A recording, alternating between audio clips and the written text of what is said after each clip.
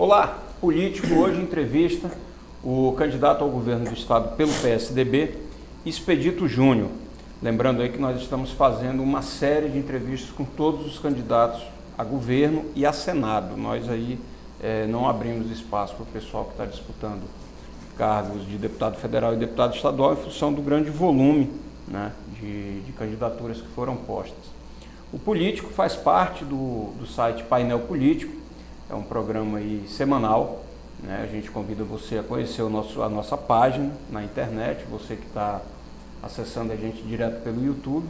Então faz uma visita lá no painelpolitico.com para ficar sempre por dentro das últimas notícias. O nosso programa ele terá 2 blocos de 20 minutos.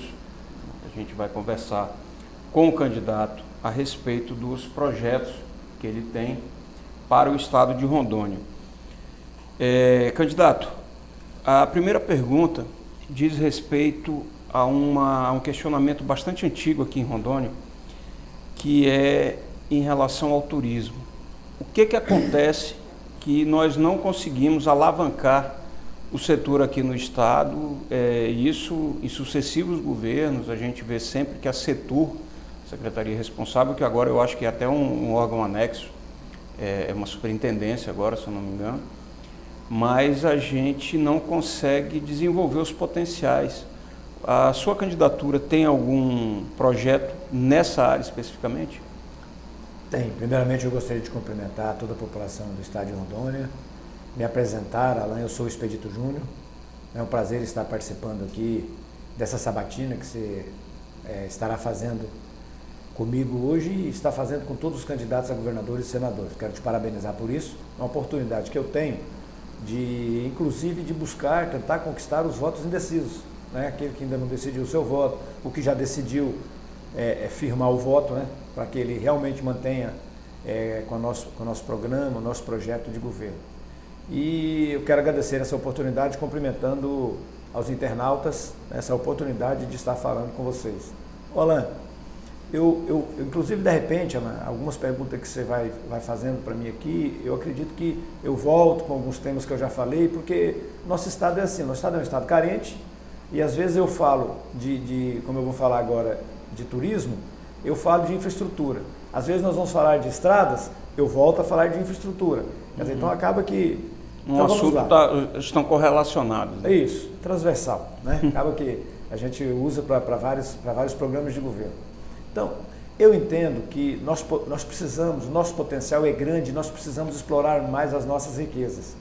Agora, o Estado precisa dotar o governador precisa dotar o Estado de infraestrutura adequada para que a gente possa trazer o empresário para cá.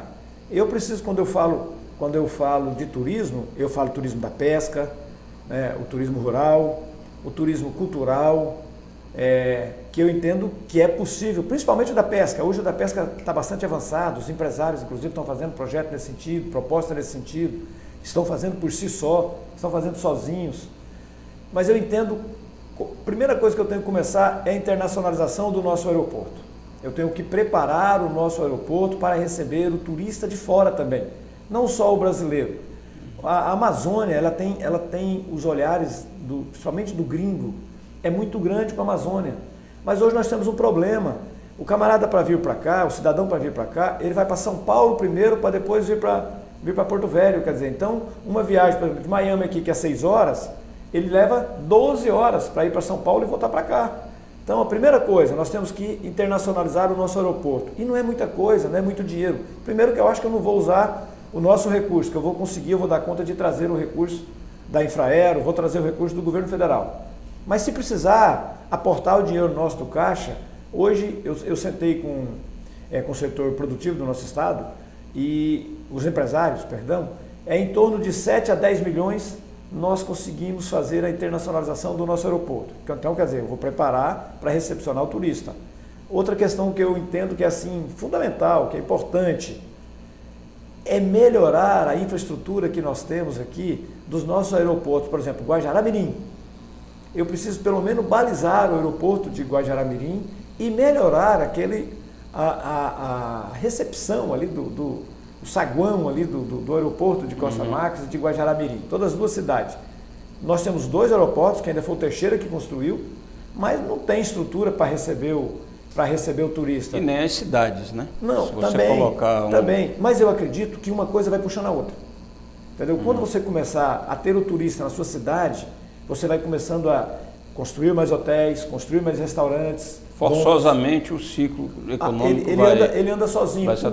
O governo precisa ajudar. Então eu entendo, eu tenho essa visão. E quando eu falo da infraestrutura também, eu falo da nossa BR-364. É um sonho ter a nossa BR-364 duplicada. O político não é obrigado e nem pode vender sonhos para ninguém. Quem pode sonhar é só o cidadão. O político ele tem que realizar, ele tem que ser realizador de obras. A BR-364, por exemplo, eu sei que não vai ter dinheiro nem nosso, do Estado, e nem do governo federal. O projeto que está caminhando para se desenvolver, e parece que agora no mês de outubro, é a concessão pública. E com a concessão pública, nós vamos ter a nossa rodovia duplicada, vamos iniciar o processo. Ah, vai vir o pedágio, eu até defendo o pedagiamento, mas eu entendo que depois que começar o processo da duplicação, porque geralmente eles começam a vir com isso antes. O pedágio normalmente é cobrado antes de qualquer tipo de investimento. Pois é, eu defendo que deveria ser após começar o investimento, entendeu? Mas tudo bem, entendeu? Até que dá para se discutir essa questão. Outra coisa, a nossa ferrovia, isso então se fala tanto dessa ferrovia, hoje o governo precisa só autorizar, soltar a concessão, fazer acontecer a concessão. Hoje nós temos 3 grupos, eu conversei com um, mas tem 3 grupos, coreano, chinês e russo. Todos 3 querem fazer a ferrovia até Porto Velho. Lógico, depois eles vão ficar 30, 33 anos, parece que o prazo, acho que até 35 anos, o prazo da PPP, para que eles fiquem explorando isso aí. Claro. Aí você imagina, eu poderia ter um interposto lá na cidade, por exemplo, de repente de Ji-Paraná, entendeu? E vou diminuir o trânsito da nossa BR-364, claro, fazendo com que a ferrovia chegue até Porto Velho. Enfim, eu já estou começando a entrar aqui no sistema modal, mas eu sei que nós vamos... que é importante, até porque um outro ponto que eu gostaria de questionar você em relação às estradas do Estado. Né? As nossas rodovias. Nós tivemos no governo do Ivo Cassol uma expansão da nossa malha, com o governo Confúcio... Compromisso muito grande do Cassol nas nossas rodovias. No governo Confúcio houve uma retração disso, essa malha viária, eu falo isso porque eu percorro o estado de carro, percorri várias vezes, e ela está assim, praticamente toda destruída, né? Falta manutenção. Você tem previsão não só de recuperação, mas também de expansão disso? Está no seu plano de governo? Eu conversei hoje com o governador Daniel por telefone. E ele me deu até uma notícia boa. Ele falou, olha, Expedito, o próximo governador já vai pegar uma emenda de bancada que já está liberada para compra de equipamentos. Me parece que é em torno de 40, 50 máquinas novas para o DR. Mas a primeira coisa que nós vamos ter que fazer, em sendo o governador eleito do estado de Rondônia, a partir de janeiro, eu vou ter que parar todo o maquinário do DR, trazer o maquinário que está no sucateamento. Os que estão em cima do toco, né? Como eu falo isso, e o pessoal não gosta muito de ouvir isso não, né? Eu falo que estão no seco. Exatamente. Né? Que essa é a grande realidade. Porque hoje não estão comprando peça de reposição. Aí estão fazendo cemitério de máquinas novas. Porque vai tirando uma peça, vai tirando outra peça, e eu preciso recuperar esse maquinário, e o Ivo fez isso muito bem quando foi governador. Ele aproveitou o inverno, recuperou, logo quando ele assumiu depois do Bianco, recuperou todo o maquinário. No verão, meu amigo, era máquina para todo lado do estado trabalhando. Então, é a mesma coisa que eu tenho que fazer. Eu tenho que recuperar, deixar pronto o nosso parque de máquinas do estado, do DR, com mais essa notícia boa que o Daniel me disse hoje. Nós vamos dar conta de fazer as nossas rodovias, né? As nossas estradas também de responsabilidade do estado, que não são asfaltadas, que são cascalhadas, mas que precisa de recuperação, às vezes 2 vezes ao ano, né? E também eu tenho que estender parcerias com as prefeituras, com os municípios. Tem prefeitura que não dá conta. Sim, a maioria dos municípios está totalmente endividada. A prefeitura de Alta Floresta é 1.800 quilômetros de estrada. Como é que vai fazer? O prefeito vai fazer sozinho?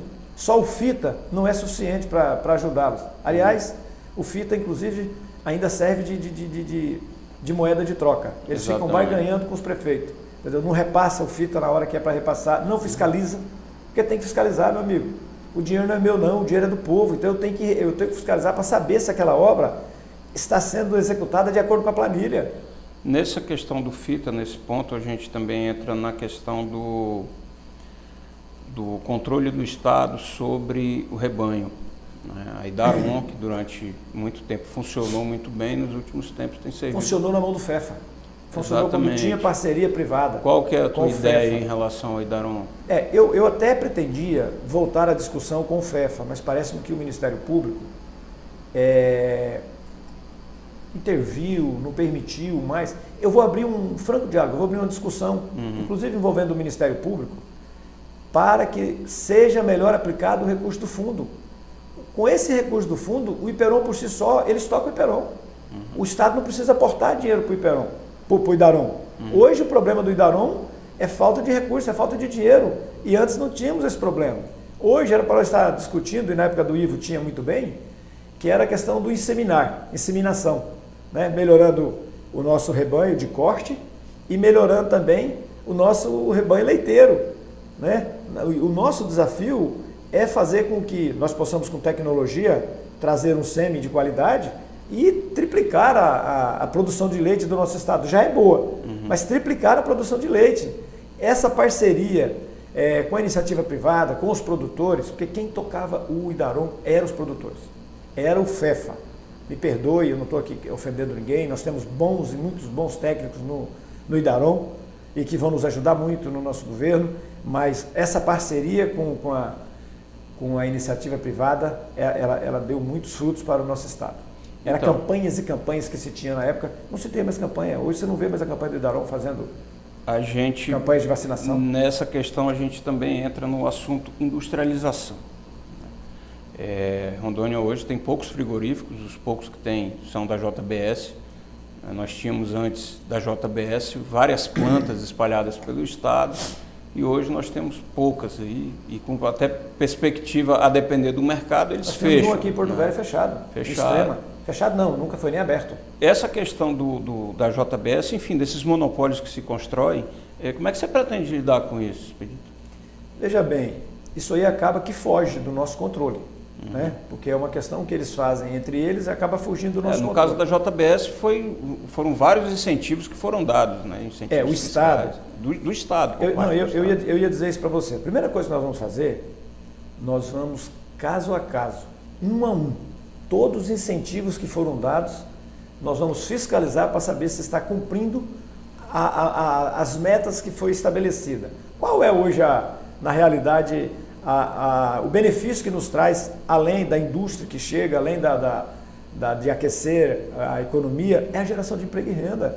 Às vezes você deixa de arrecadar tudo que você teria direito para arrecadar, mas em troca você oferece o quê? Você proporciona ao nosso jovem o primeiro emprego, né? A nossa juventude, enfim, a classe trabalhadora do nosso estado. Dessas regiões, né? A gente tem, por exemplo, São Miguel do Guaporé ali, que depende daquele a grande parte dos empregos ali dependem daquele frigorífico da JBS. Você emprega ali 1.500 pessoas praticamente. Exatamente. Dizer, basicamente ele fica ali entre São Miguel e Nova Brasilândia. Exatamente. Às vezes uma indústria dessa, uma empresa dessa, você resolve o problema do município na geração de emprego. E outra coisa, quando eu falo em geração de emprego, eu falo também na renda, porque onde é que vai o recurso que o cidadão recebe? Ele vai gastar no quê? Na farmácia, no mercado. Não é verdade? Exatamente. Então, quer dizer, ele aquece a economia do município. Aonde que vive os problemas do Estado? São nos municípios. Eu vou governar para quem? Para o povo. O povo mora onde? Nos municípios. Agora, eu vou, incentivar muito essa questão dos nossos incentivos fiscais. Eu vou discutir bastante. Lógico que eu quero pavimentar o Estado no sentido de preparar o Estado com a infraestrutura que o empresário necessita. Mas eu quero ser o garoto propaganda lá do estado de Rondônia. Eu que tenho que fazer isso. Eu que tenho que ir para São Paulo, para o Rio de Janeiro, para os grandes centros, mostrar e dizer qual é o atrativo que eu tenho para trazê-los para o nosso estado, para trazê-los para Rondônia. E eu acho que isso está sendo mal feito. Entendeu? Não que eu acho que... Eu não quero aqui criticar ninguém, não quero entrar nessa seara de estar discutindo ninguém. Eu estou construindo, estou focando de janeiro para frente. Entendeu? Aquilo que eu entendo que é possível para melhorar a qualidade de vida do povo do nosso estado. E eu tenho andado muito no estado de Rondônia, eu escuto duas coisas. De um modo geral, saúde pública, é o que todo mundo fala. Qualquer pesquisa, se você destrinchar a pesquisa do Ibope, você vai ver lá que o primeiro item que o povo mais reclama e mais pede, saúde pública. O segundo item que eu mais ouço na rua é a juventude pedindo o primeiro emprego. Pelo amor de Deus, Alan. É assim, olha, e se você parar para analisar... A juventude quer o primeiro emprego, mas as pessoas estão querendo qualquer emprego hoje, né? Do jeito que está. O jovem que é o primeiro emprego, que eu estou falando do jovem, porque é os 18 anos. Ele atinge a idade para poder enfrentar o mercado de trabalho. E olha, o nosso estado como é que está complicado. 19 meses, o ano passado todinho, e agora dá 19 meses. Eu fiz um levantamento, e eu tive uma participação do SEBRAE, dessas informações. Nós tivemos, e com o Tribunal de Contas também, nós geramos 1.900 empregos em 19 meses. Nós perdemos mais de 600 empregos das mulheres. As mulheres fora do mercado de trabalho. Fora do mercado de trabalho. Entendeu? É um outro foco que nós temos que ter, entendeu? O respeito à mulher, as políticas públicas para as mulheres no nosso estado. E outra coisa, o dado interessante. Quem é que foram contratados? Adolescente e jovem. Ensino médio, nível superior. Abaixo do ensino médio, zero. Ninguém. Então. O idoso e o adulto também regrediram. Entendeu? Então, quer dizer, é essa preocupação que nós temos que ter. É essa preocupação que eu entendo que eu tenho que construir ela a partir do ano que vem, com o povo do nosso estado, com os empresários do nosso estado, industrializando verdadeiramente. Rondônia está aqui, ó. Você vai ali no Parque Industrial de Porto Velho, tem 20 empresas no meio do mato. Exatamente. Então, e seguindo, que tem ali? Né, para a gente fechar esse primeiro bloco. Para fechar, deixa eu te dar outro exemplo que você conhece muito bem. Porque eu também tenho que olhar, não posso olhar só para as indústrias que eu quero trazer, eu tenho que olhar para dentro de casa. Eu tenho que olhar para os micro e pequenas empresas, você conhece muito bem. Pimenta Bueno, por exemplo. Pimenta Bueno é um polo de confecções. É na casa, é na residência. Pouca gente sabe disso. Né? Mas muito pouca gente sabe disso. Aqui em Porto Velho, por exemplo, pouquíssima gente Abre uma casa daquela lá e entra, você vai encontrar 15 mulheres costurando. Verdade. E ali as empresas, elas já têm toda aquela produção vendida. E hoje, Cacoal também já faz a mesma coisa que Pimenta Bueno. Está se transformando também num polo de confecções. Verdade. Entendeu? E eu quero, vai dar tempo ainda no primeiro bloco, nós mandamos toda a nossa matéria-prima para fora, Alain. Eu podia estar esmagando a soja aqui, fazendo a ração do gado, fazendo o leite, fazendo o óleo aqui, o couro do boi que nós mandamos para Fortaleza, para Salvador, é o melhor couro do Brasil. Hoje, o estado que mais tem indústria do polo calçadista é Fortaleza. Lógico que ele compra toda a nossa riqueza, que nós poderíamos estar a matéria-prima, que nós poderíamos estar industrializando aqui e gerando emprego. Não estou fazendo isso. Então, nós temos que inverter. A roda já existe, não quero inventar, só que eu quero rodar ela ao contrário. Painel político hoje conversando com o candidato ao governo do estado, Expedito Júnior, do PSDB. Nesse primeiro bloco a gente tratou basicamente de economia. No próximo bloco a gente vai conversar a respeito de segurança pública e, lógico, saúde e educação, que são aí o tripé, né, basicamente, de qualquer plano de governo. Convido você a participar das nossas redes sociais. Nós estamos aí no Facebook, no Twitter e no YouTube, né? Se você pode fazer sua inscrição aqui no nosso canal, para quando a gente postar o vídeo, você já tem em primeira mão. Lembrando que às vezes a gente posta aí com uma antecedência de até 1 ou 2 dias, então fique sempre bem informado, né? E a informação sempre chega primeiro aqui em Painel Político. A gente volta já no próximo bloco.